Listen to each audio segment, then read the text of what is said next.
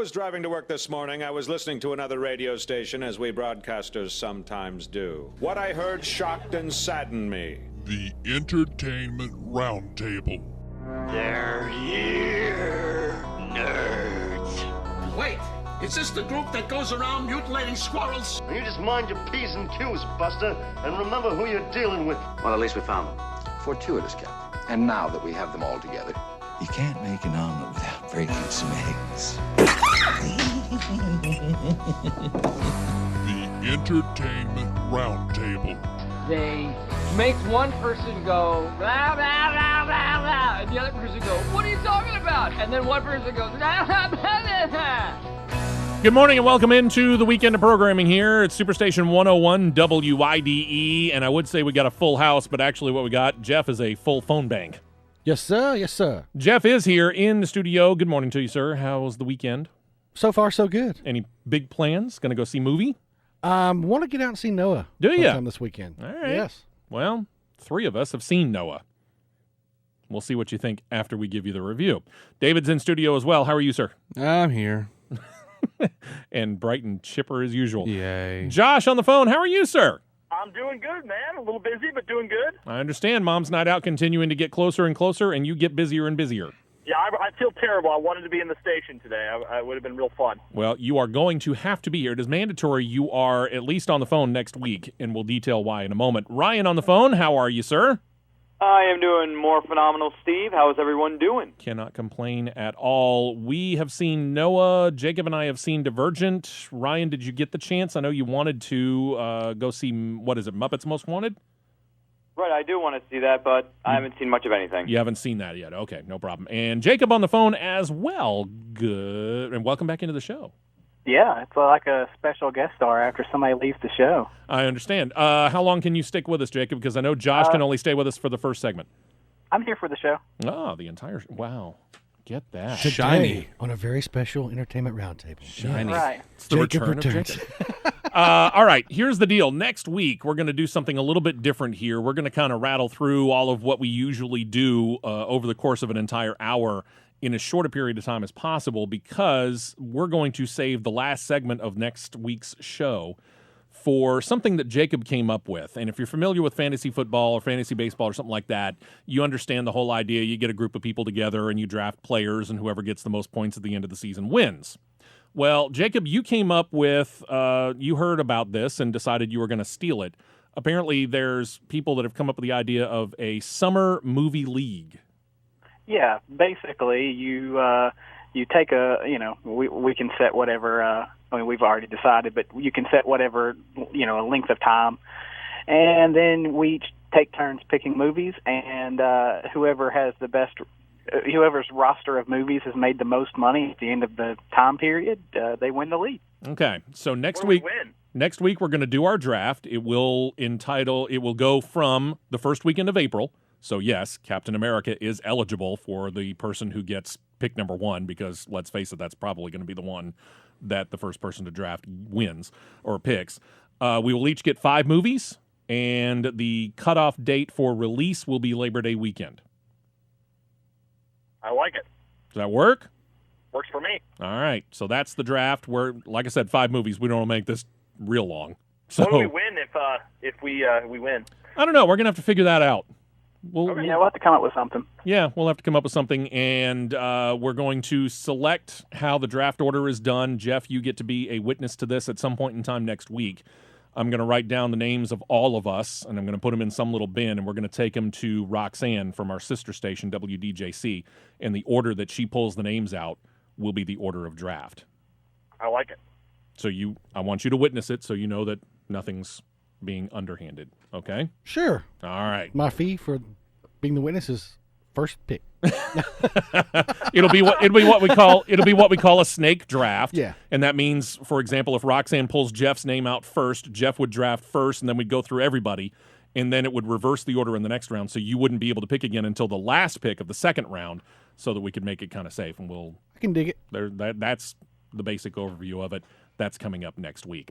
All right, this week, here we go. Let's get into this. The top 10 movies of the week. Tyler Perry Single Moms Club made $3.1 million, $12.9 million. This seems to be losing ground a lot faster than what I thought. Josh, you and I kind of figured this was going to make 30 to 40 million. Is the rose off the bud when it comes to Tyler Perry movies? Tyler Perry might have had his day, and it seems that, as far as the news articles I've read, his last couple films have been kind of downers at the box office. Yeah. Non-Medea films have kind of not done well for him. Well, as long as Tyler Perry's movies keep losing money over time, then there's still hope in the universe. But he's not making these for much either, though. No, I think this one was like a $9 million movie or something like that. So he's made his money back. On average, his movies used to at least do 30 to 40 million. Yeah. This was not a good. This is a very disappointing box office for Tyler Perry. I noted something about the top 10 here. Frozen, for the first time, and I can't tell you how long, is not in the top 10. Wow. Lego Movie is still in there, another 4.1 million, 243.4 there. Nonstop, 6.4 million, 78.7. Your movie that you still want to go see, The Grand Budapest Hotel. Yes, sir. Still in there. Matter of fact, making more money. Yeah, as soon as it opens here in town, I'm there. I know, and it should, I guess, soon, shouldn't it? We think. Yeah. Let me know, Jeff. I'll go with you. I want to go to see that too. Okay, guys. I think we got kind of a whole consensus here because I've been hearing more and more stuff about this. 6.7 million, 13 million overall. Need for Speed, week number 2, 7.9 million. In at number 6, 30.6 million. 300 Rise of an Empire still in the top 5, 8.5 million, 93.6. God's Not Dead, not a bad debut, $9.2 million for that movie, and I had the chance to review it last week.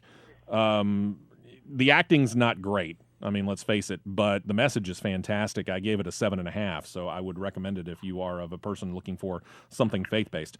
Mr. Peabody and Sherman, the animated film, another 11.8 million, so 81.1 there. And then we get to Muppets Most Wanted, debuts at $17 million. You were thinking this was going to be a lot closer, Ryan, than what it turned out to be because the number one film of the week, Divergent, debuts to $54.6 million. Yeah, it just came out of nowhere and just kept on going. And I feel bad for the Muppets because critically wise, Muppets got a lot more acclaim than Divergent did. But then again, it is the moviegoers who call the shots at the end of the day, not the critics. Well, and I mentioned it there. You look at what's in here. You've got Mr. Peabody and Sherman. God's Not Dead technically could be considered a family kind of film. You've got the Lego Movie. Frozen is still in some theaters as well. So there's a lot of movies clamoring for the family dollar. So I think that kind of played a part into it as well. Yeah, it was a big menu. All right, so and recent history has shown that young adult money is where it's at right now. Yeah, no doubt. But Divergent, so many people wanted to compare this to the Hunger Games. I remember the Hunger Games debuting, and it was well over the $100 million mark. I think it was, $140 million? Somewhere in that area. So 54.6, not exactly that kind of cash. Jacob and I, you and I went to go see this. Anybody else seen this? Throwing it out there? No. Okay, just wanted to double check. Jacob, we'll start with you. Your thoughts on Divergent? Okay, I'm going to start by saying that I haven't read the book, so I couldn't tell you how this compares to the book. But I will say that if the story from the book is anything like the movie, it doesn't make me want to read the book. It's not. The story doesn't make any sense. It's very strange. It doesn't seem believable at all. Like other movies, like for instance, The Hunger Games. That's a pretty wild story, but it sells you on the fact that could happen. Divergent doesn't. None of the characters, none of the actors, the visually it's okay, but nothing really makes you, excited about the movie. The plot seems to jump from one thing to the other and doesn't seem to give a whole lot of explanation on how we arrived where we did. It just makes you ask. It makes you ask a lot of questions, and doesn't really give you any incentive to find those answers out. Well, and it also doesn't give you those answers. Let's face it. Right. Yeah, and I start saying, and they don't just spell it out for it, and it just doesn't give you any reason to care about the answers. So, I'm not liking it. I didn't like it. I'm giving it a 4. Okay. I just feel like it could have been a lot better. Yeah. I'm going to go a little bit higher. And the funny thing is you and I kind of compared notes after we were done, and we said we were probably coming about the same conclusion, but we were coming at it from two different angles. You walked out and you said you had such low expectations of it, you were actually somewhat impressed. Not enough to give it a high rating, obviously, but you were more impressed than you thought you were going to be? Oh, yeah. Yeah, I mean, I went in expecting this was going to be terrible. So, I mean, like, it pretty much was, it was better than I expected. But like I say, that's not saying a lot. With everyone hyping it up to be, maybe the next Hunger Games, I walked into it expecting a lot more and came out severely disappointed. And I will go a little bit higher than what Jacob did. I'm going to give it about a 5.5 because he's really right in a lot of ways. You look at the two main characters that are trying to develop a love story here, and I don't really see much chemistry there. You look around, and he's right. I mean, you're kind of dumped into this world, and you don't know how you got there. You're dumped into Chicago in some post-dystopian whatever happened in the world. So present-day Chicago? Yeah, pretty much. But you're separated into 5 different factions, and if you don't seem to fit into one faction, you're considered what they call divergent, and they don't know what to do with you, and they consider you a threat to society, blah, blah, blah, blah, blah. How did we get to this point where everyone gets shoved into, okay, you're a farmer, okay, you're a really nice person, or okay, you're the law enforcement? I don't understand how we get to that point. Nobody ever takes the time to explain it. Obama. Yeah, really, and that probably is right. So we're not in a. It starts off really, really weak, and again, $54.6 million. We're likely to see the second one in the series, which is Insurgent, if I remember correctly. But I don't know, as I've got really high hopes for that. I will probably go see it just for the review purposes, but I don't see this as being something I'm going to be so excited about. I mean, I came out of the Hunger Games having absolutely no clue, and I'm like Jacob. I didn't read the book series in either the Hunger Games or Divergent. I wanted to go get the book series and borrowed it from you, Jeff, initially. And all of a sudden, boom, I was hooked. I was like, yeah, this is the way to go. Right. And Divergent, I'm kind of like, I don't know. Sounds like instead of Divergent, they should have called it Derivative. Yeah. It's just the acting is not that good. The visuals are great. I mean, and the plot line, I think, with some tweaks could be good, but there's just so much that's left unsaid and unexplained. And you just kind of go, okay, whatever. Well, you just answered my question then. This is more of a red box than anything else. Absolutely, yeah. If that. Yeah, free preview weekend, whatever it is. I don't see that as being a major film. But then again, you mentioned it a little bit earlier. Young adult is where the money is at, and this is probably going to get into the triple digits. It's not going to make the money that a Hunger Games did. It's just not, and it won't make that kind of splash. I'll throw in 2 more things about the movie real quick. The first one, it's a good example. One thing that does well is explain why communism doesn't work. Well, it does that. And number 2, the best review I read about this, the headline for it was that it was the BuzzFeed quiz of young adult movies. Okay. I don't see that as being a compliment. Who are you? Yeah, I don't see that as being a compliment. All right, coming out this week, couple of movies in wide release. You got Sabotage. This features Arnold Schwarzenegger, Terrence Howard, and more. Tale of an elite DEA task force that's being killed one by one by an unknown faction. Not Divergent. Sorry, I couldn't resist. I just realized how that was written. That one looks like Arnold Schwarzenegger wanted to be the lead in The Expendables and couldn't because Sly had it, so he's trying to make his own. Mm-hmm. This is like the first post-Governor Schwarzenegger movie that I'm actually kind of interested in seeing. You are interested in seeing this? What is it about maybe not in the theaters, but eventually. I haven't seen anything he's done since he was the governor. Right. This is the first one that I have any interest in seeing. So the movie that came out last year, and I can't remember the name, it was really early when he was the sheriff of the border town. Right, I know. The Last Stand. Last Stand, thank you. So you had no urge to see that at all. I might get around to that one, but this is the one that sounds interesting to me because apparently it's just, they're not good people. None of them are. Yeah. They rip off some money from a drug cartel, and then they all start getting killed, and even Schwarzenegger plays sort of a very unlikable type character. They're not good people. Right. And apparently this one's just nasty, violent. And I'm just like, I'm down. Let's go see Arnold kill some people. You're looking for blood on the screen is what you're looking for. Let's play against type there, Arnold. Why not? I think you'll get blood on the screen, no doubt about it. And the total opposite of that is Noah. Russell Crowe, Jennifer Connelly, more big-budget version of the Bible story of Noah and the building of the infamous Ark. Darren Aronofsky, I'm going to put this right now out in front. before I start going through reviews here.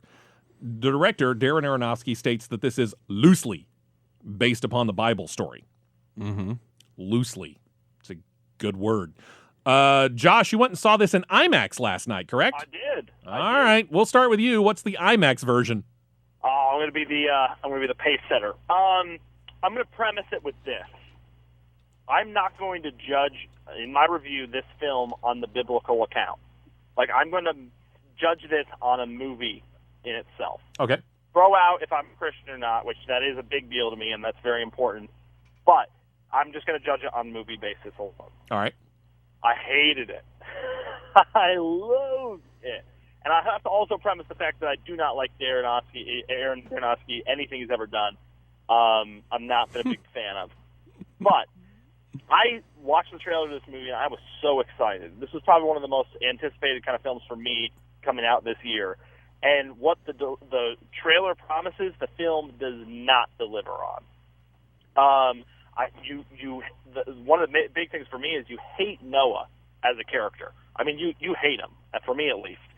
I didn't like him. I didn't like the overtone, the environmentally friendly, and I'm not just being a Republican on this. I'm saying this because it felt preachy. And I love Avatar. It's one of my favorite movies, and that was very, environmentally friendly kind of message to it. It felt preachy. I didn't like the characters. It was not a redemptive story. I really didn't like it. I didn't like the way that they portrayed Noah. It was not a likable character. I didn't like the world they even created. I didn't believe it. So yeah, for me, it's probably a 4 out of 10 stars. Very, very disappointed. I was actually expecting you to come on with a lower number. Yeah. Before I was thinking about giving it a lower number, but I'm like, I need to maybe even lower. I'm giving it a 4 just because Russell Crowe I like as an actor. Yeah, okay. But, and then, not to mention that there's these CGI rock characters that look like stop motion animations from like the old Godzilla cartoons. I don't even know where they spent their money on. Like, the graphics were terrible. It was like I didn't relate with them. They looked like big rocks. All right. I will give you an option here because I know that you said that you needed to go after the first segment, and we're right up against time here. But do you want to stick around for just a few minutes of the next segment to hear Jacob's and my reviews? Yes, I need to. All right. We are going to do that. We got to take our first break of this version of the Entertainment Roundtable. When we come back, Jacob and I give our reviews. We talk about what's in limited release. We talk about next weekend and give you some movie news about some of the things that are coming up. Stick around. We're coming right back on the Entertainment Roundtable. Hope you got your popcorn, because we're back to the Entertainment Roundtable on Superstation 101.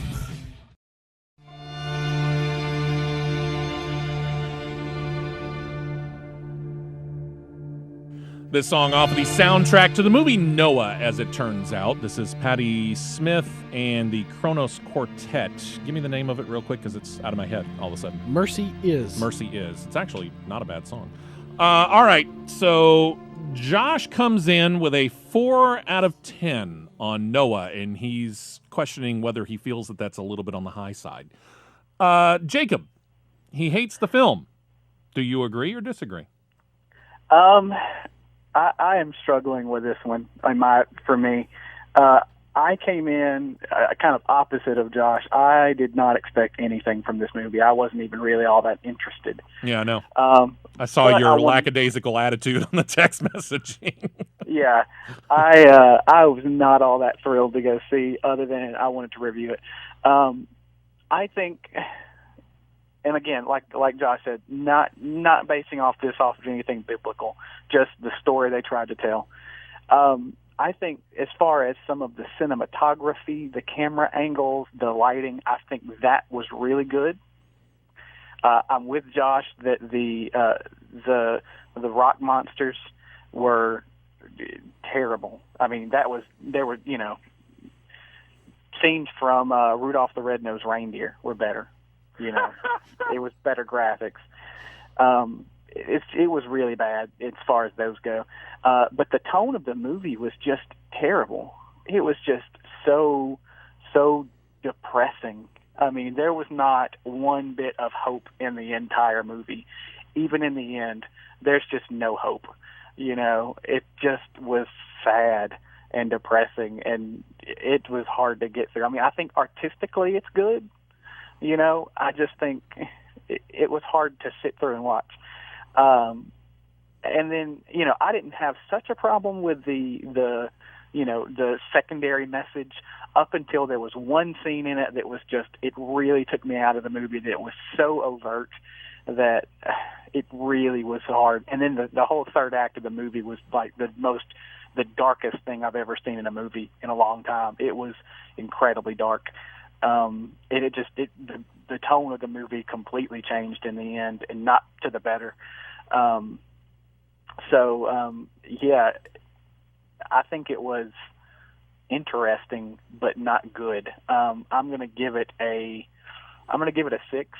To me, it's a higher ranking than I give Divergent, but like I said, it was so depressing. I think I would watch Divergent again before I saw Noah again. It's just really hard to watch. Gotcha. All right. And Steve, not to interrupt, but literally the last part of the movie, yep, that he was talking about, the dark part, mm-hmm. I felt like all of a sudden it was like the life story of Mel Gibson on an ark. I was like, Russell Crowe and Noah just became Mel Gibson, the last man on Earth, on an ark with people. It was that bizarre the way he acted. Yeah, I mean it turns into like a version, a biblical version of The Shining. Yeah. Yeah. Okay. And that brings it to me. Not the worst film I've seen this year. It's the second worst film I've seen this year. I'm like you, Josh. I loathed this film. Jacob, I agree with you. Visually stunning. Wherever they filmed this, the cinematography is absolutely beautiful. Very kudos on that. Get to the rock monsters, and yeah, I've seen better stop motion done by kids. That was stupid. And again, I'm going to do what those two did. I'm going to separate this away from the Bible story until the end. You don't like any of the characters. Your main character, obviously, is Noah. And at the beginning, you're kind of neutral about him, and then things really start to take a turn for the worse about midway through the film. And it really doesn't redeem itself until like the last 10 seconds of the movie. And by that point in time, you're going, well, what was the point of that? Not much of this was really believable in any way, shape, or form. If you are thinking that you are going to be talking to him, the creator, however they put it in the film, and they called God several different things throughout the course of the film.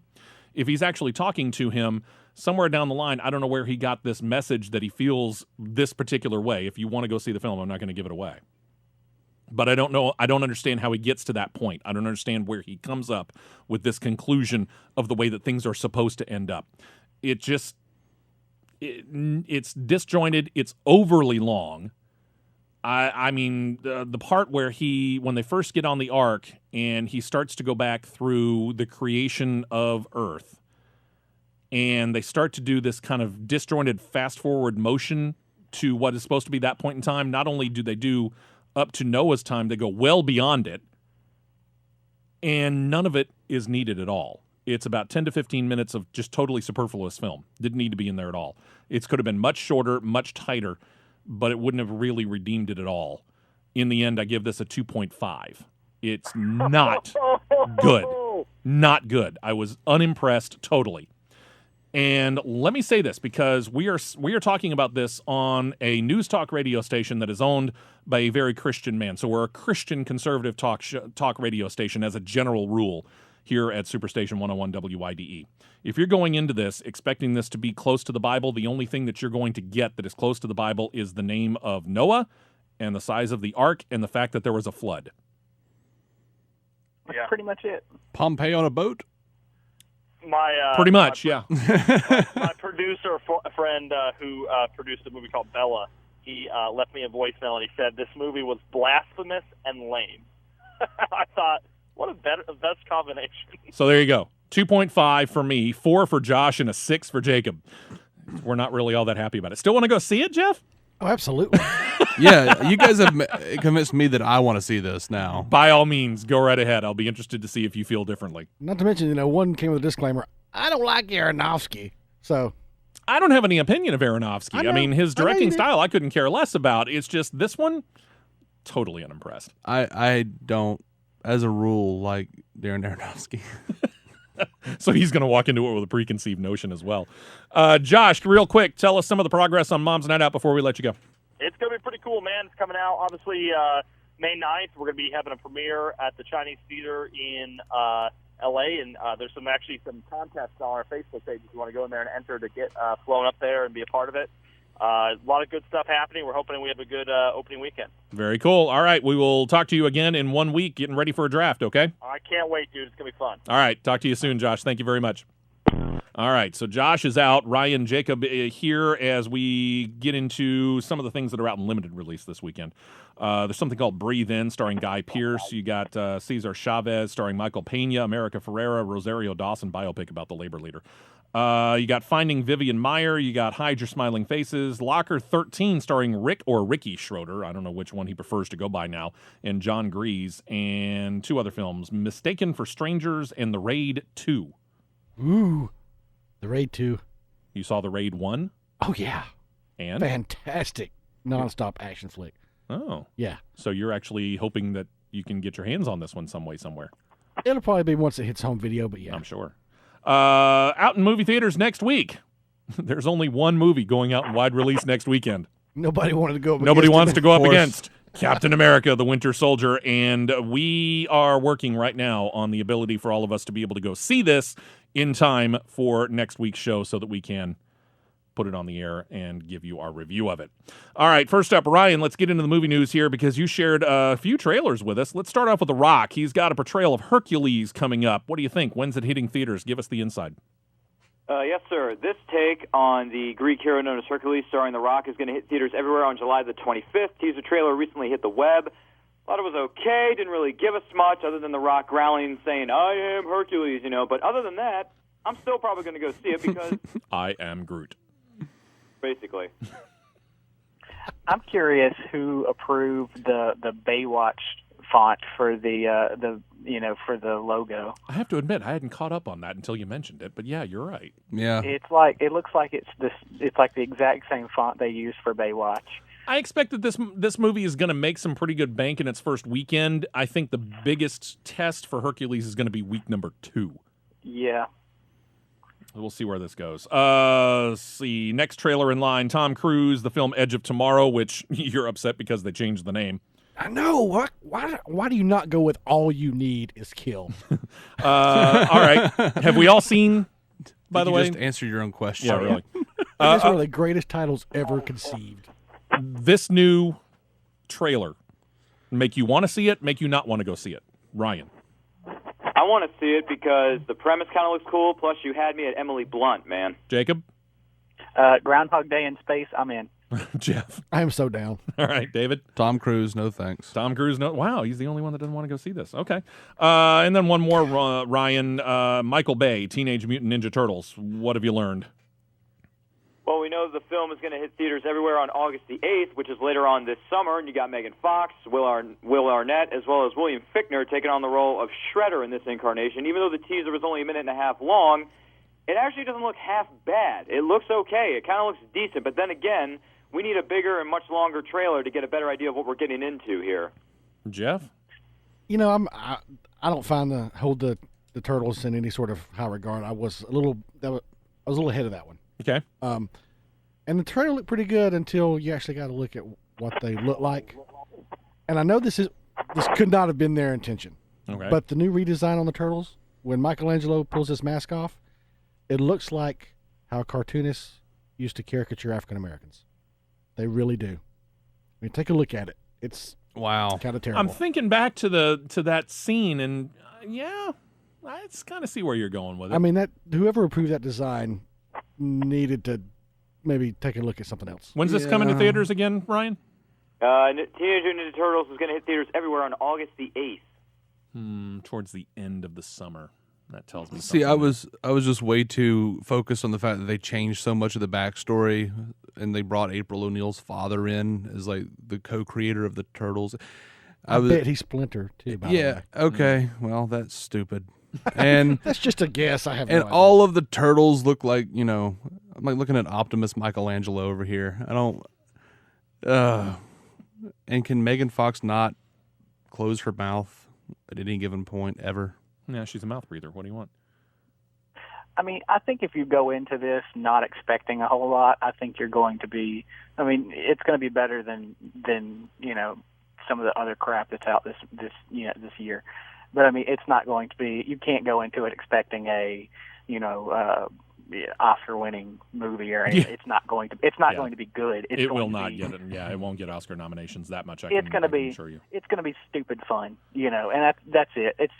Don't if you don't go into it expecting a whole lot, I think you're going to get what you pay for. And I'll admit, I'm kind of like Jeff here. I was older when the Teenage Mutant Ninja Turtles came in, and I really never kind of caught on to the whole thing. I will probably go check it out because it's doing my due diligence as the host of a show about movies.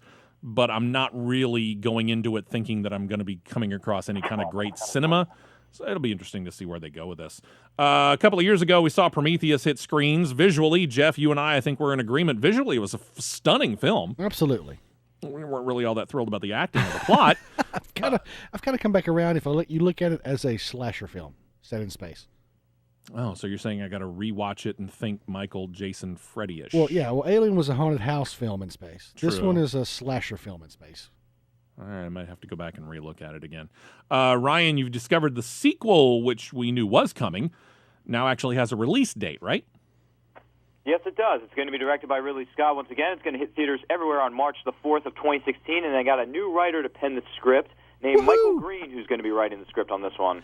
Thank the Lord, because maybe this time we'll get something better than the way that the last one ended with Charlize Theron's character. Guess where all the problems from the first one came from? the writing. The best thing anybody could do is get rid of Lindelof from anything.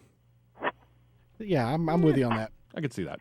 All right, TV shows coming to the movie theaters, not altogether unusual, especially here in the past few years. NBC show Community, David, that could be coming to the movie theaters? Yeah, well, a few years ago, one of the characters, Abed, said that he wanted 6 seasons in a movie for the NBC's The Cape. And for whatever reason, that's become like a big catchphrase for the Community fans. We want 6 seasons in a movie. 6 seasons in a movie, okay. Well, now there's a rumor saying that Justin Lin, the director of the new Bourne sequel and the famous Community episode Modern Warfare, the one with the paintballs, he may direct Community the movie. The idea of the movie, well, Sony is actually going to shop it to Hulu for a 6th season. They're in the 5th season now. Okay. If NBC doesn't pick it up. But Dan Harmon said he will make the movie even if he has to make it out of clay and duct tape in his basement. What are the chances that NBC hears about all this buzz about them making a movie out of it and decides to go ahead and pick it up? Well, Gillian Jacobs said that the 6th season is going to happen whether or not it's official. So, bet you NBC now with movie buzz on this. I bet you NBC picks it up. I mean, go ahead. I like the show. I like the show a lot. It's funny. They've done some really interesting things, and some of the episodes have been really funny. I don't know how you could turn this into a movie and it be anything good. That seems weird to me. I have faith in the Harmon. Do you? I mean, Community, Rick and Morty, I'm done. Let's do it. All right. We get into our superhero portion of the film. We talked about it. Captain America 2 up on deck here. One more week. More and more coming out. The filming of Marvel's Avengers Age of Ultron. Time magazine, David, has gotten some pictures from the set. See anything that has given you any insight, or is it just here's a still shot of a person? Well, really, you can't really tell from the shots of Ultron because it's pretty much just placeholder, for special effects. But Quicksilver and Scarlet Witch actually look pretty good, I think. Okay. I know that the buzz is coming up about this. Jacob? I like Scarlet Witch's costume. I'm not so keen on Quicksilver. To me, it seems odd. He seems a little bulky for Quicksilver. Well, it's absolutely brilliant when you he's absolutely brilliant when you compare him to the Quicksilver from Days of Future Past, who looks just sort of like angry emo in a Corey Feldman jacket. He looks like a goth roller disco person. He does. He looks like some sort of... Ryan, have you seen these pics? Yeah, the pictures from Age of Ultron? Yes, I have. But here's the problem. Marvel needs to hire better security guards because I don't want to see this stuff right now. I want to wait until the movie actually comes out. I want to be surprised. You want to be totally surprised. Millions and millions of moviegoers, I should say, would want to be surprised. So you realize what day and age you're in, Ryan. There are too many people with too many cameras on their just on their phones. So yeah, it's unfortunately we're going to be seeing a lot more. And Marvel knows exactly what they're doing. They had the same type of set leaks last time. I mean, it's just enough to whet your appetite. I mean, they're controlling it. It's enough to whet your appetite because we still got a year to go. Yeah. So now they're like, hey, look at these crappy. Between now and then. I'm sorry. Go ahead, Ryan. I said it is early in the process, so a lot of things can change between now and then. Yeah, look at these crappy set pics. Pull down your expectation. Then, here's a teaser trailer. Oh my gosh, it looks awesome. Yeah, I kind of felt like looking at Quicksilver's costume that they're going to do more of some kind of like computer effect type thing with his costume because it doesn't look polished. I guess it doesn't look complete. Yeah, kind of like Captain America's costume from the first Avengers. That's true. Yeah, kind of. Yep. Which was the finished product. But they never they never finished that. No, it just remained unfinished. I want my chainmail. We got to take a break. When we come back, we will continue talking about Marvel and the superheroes. You mentioned Days of Future Past just a moment ago, David, and we are going to talk about the latest trailer for it next. We now return you to your regularly scheduled programming, the Entertainment Roundtable on Superstation 101.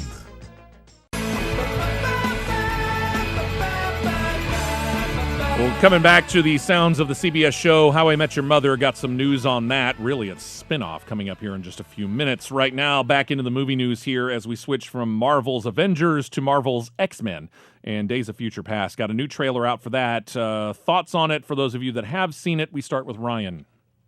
Okay, well, this trailer, by far, one of the best trailers of the year, if not one of the best-made trailers of all time. I cannot wait for this thing to hit. It's going to be in theaters everywhere on May the 23rd. And mark my words, gentlemen, this may not make the top 5 films of the year as far as money goes domestically, highest grossing films of the year, but I'm telling you, it's going to make top 10, Jack.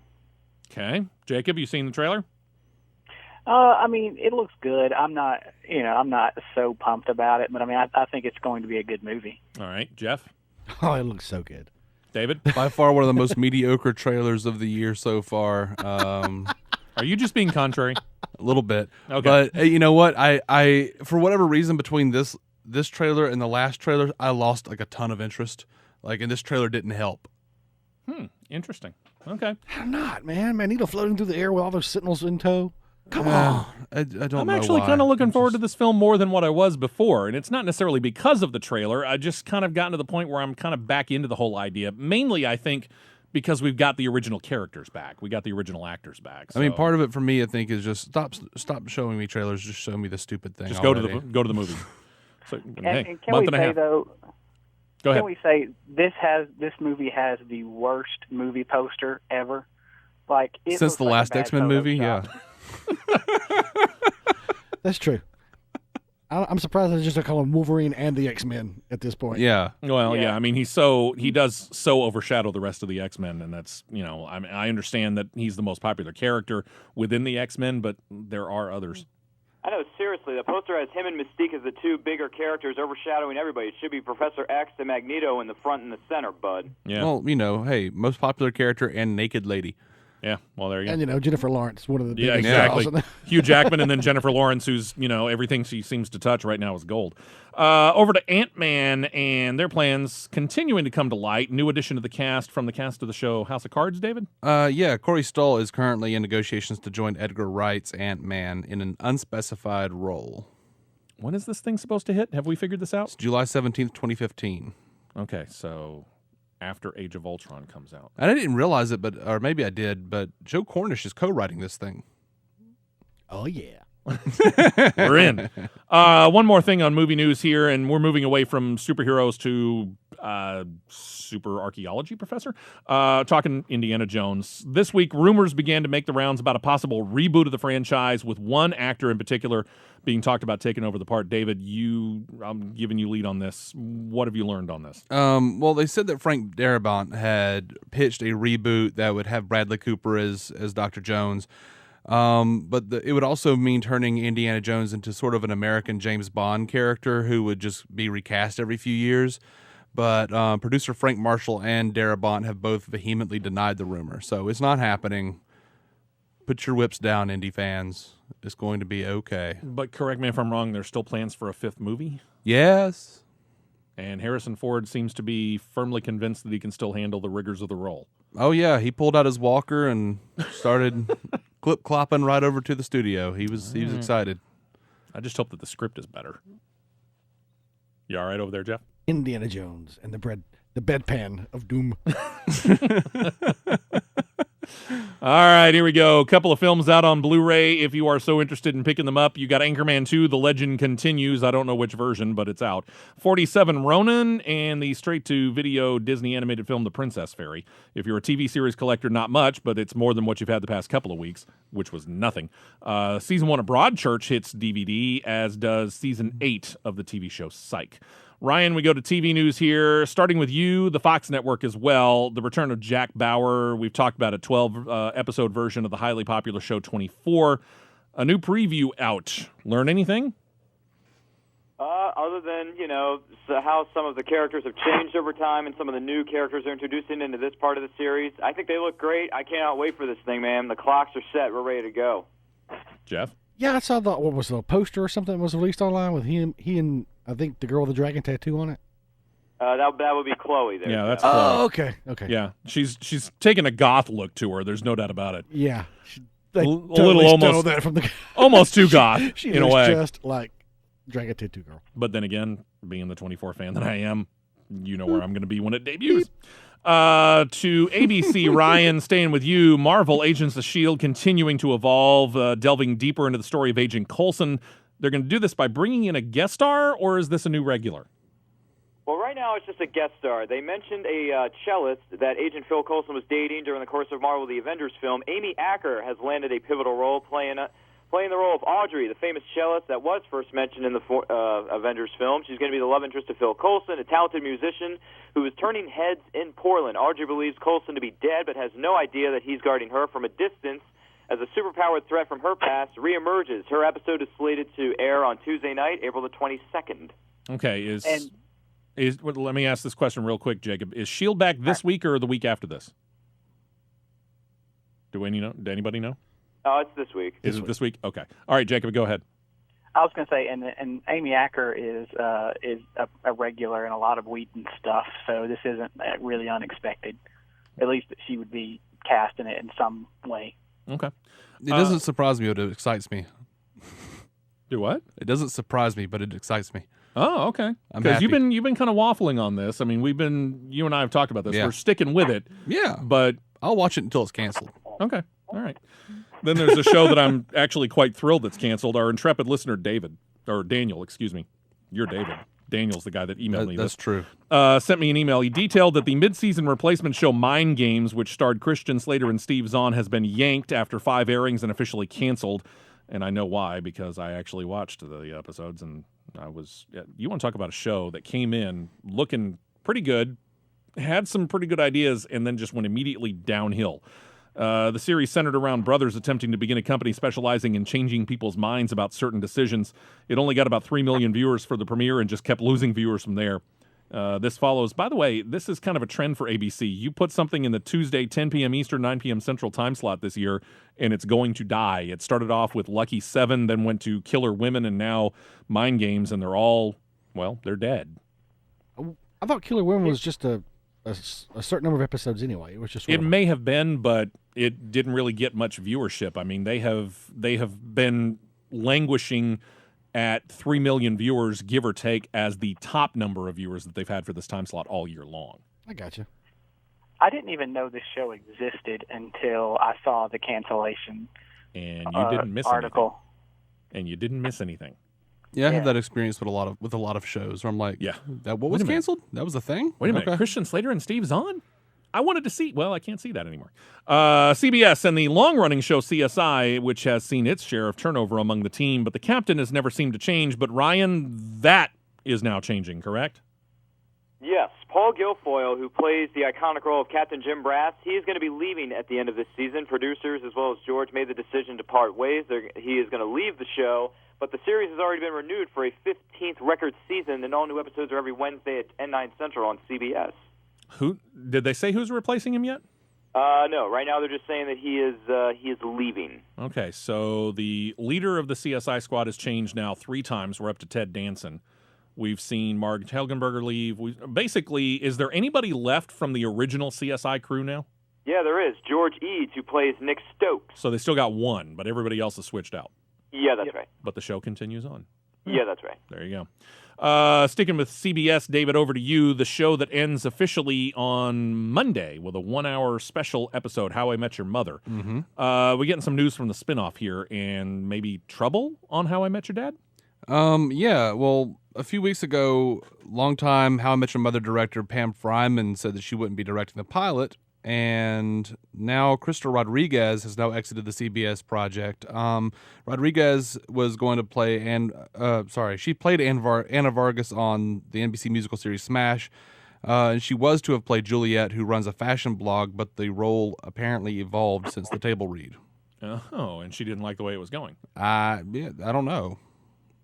Well, just seems kind of all up in something the she air. didn't like, so she left. They're not saying stuff, which probably means drama. Well, and it's drama up in there. Drama.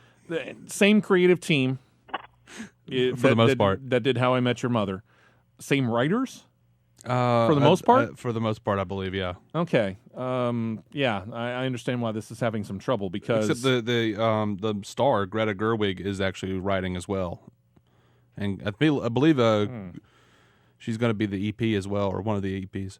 Oh, so much drama. Oh, yeah. Yeah. Like we said earlier, you and I, we've been through the whole thing. We'll watch it through the end, but the quality has gone way downhill. I will probably watch the premiere episode of this when it debuts next year, but I'm not holding a whole lot of hope for it. Yeah, I'm not either. I just, if it's not like actually connected in some way to How I Met Your Mother via storyline or something, I probably just will stop watching unless it's brilliant. Yeah, I see this one going the way of that 80s show.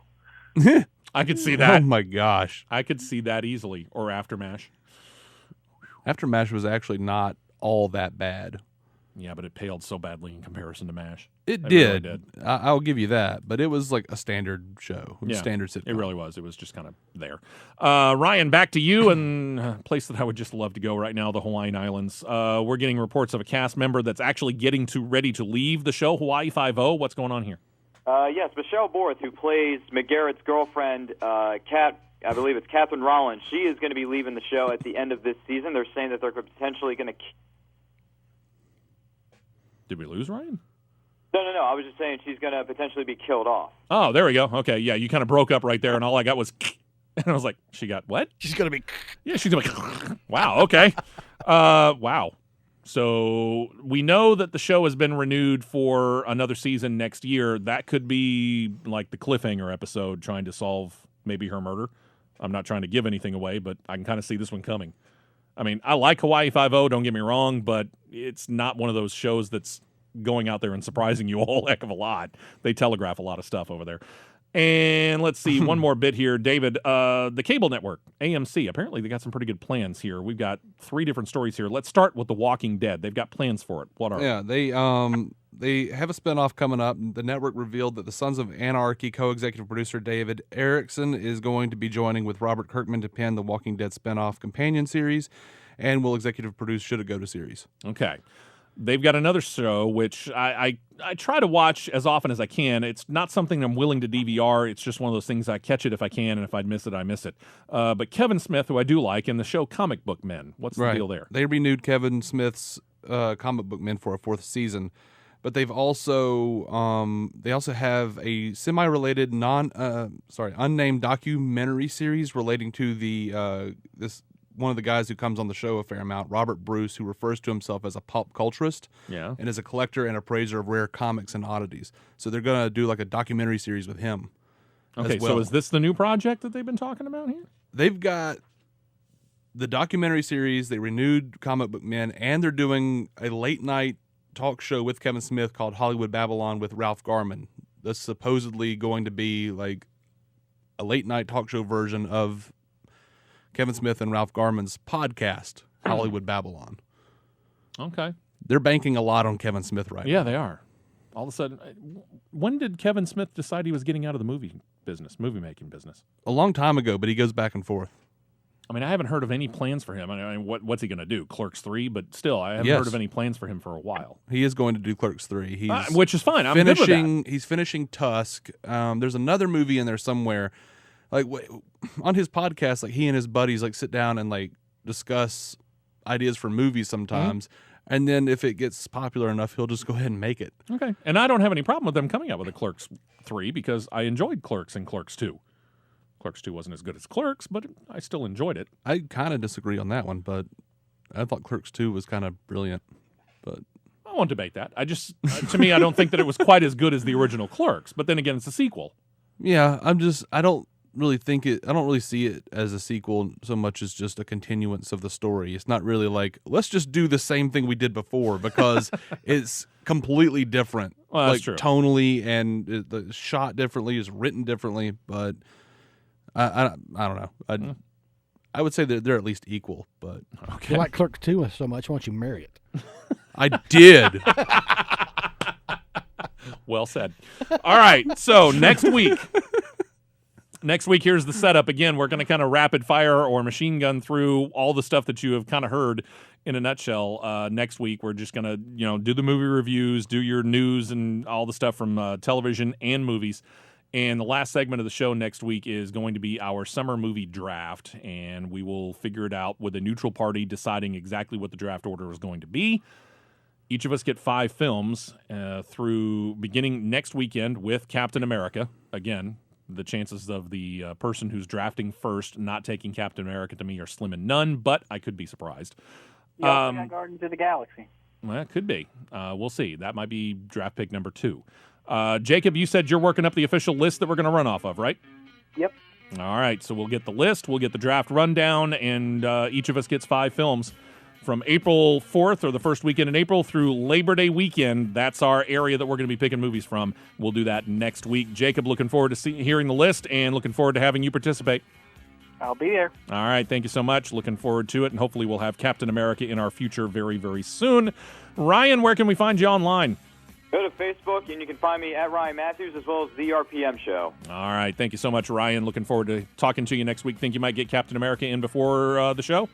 I'm going to do my very best because it looks great, and I want to see it. Very good. Ryan, we'll talk to you then. David, we can find you online as well. Yes, sir. You can find my original comedy sketches and web series at maladjusted.tv. Jeff, we'll listen to you right here with the guys Monday morning.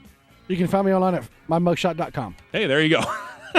Y'all have a great weekend. Enjoy the weekend programming here at Superstation 101 WIDE.